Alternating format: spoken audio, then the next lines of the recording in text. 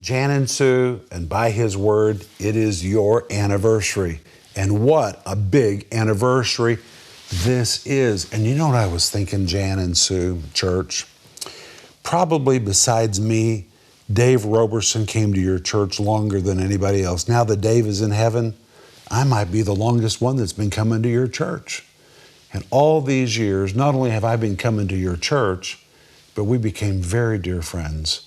And you all have supported us all these years. I'll never forget, just before we moved to this part of the world, I'm coming to you from Moscow.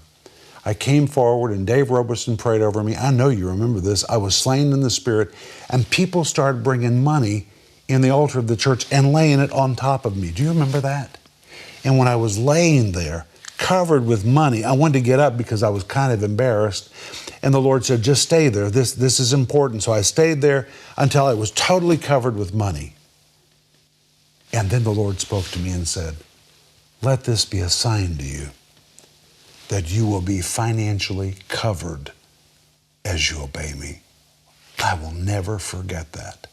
That happened right in the altar of your church. Thank you.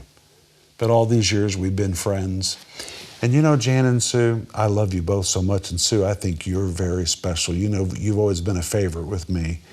But very few churches have had one pastor for 40 years. I mean, I can count on one hand the people I know that have served one church for 40 years. In church, you need to be so grateful to them.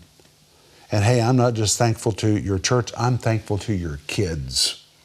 Your kids have been awesome, and you have been great parents, and you've been great grandparents. And I just want to say thank you for your example and for 40 wonderful years of ministry and friendship to me and Denise. Happy anniversary.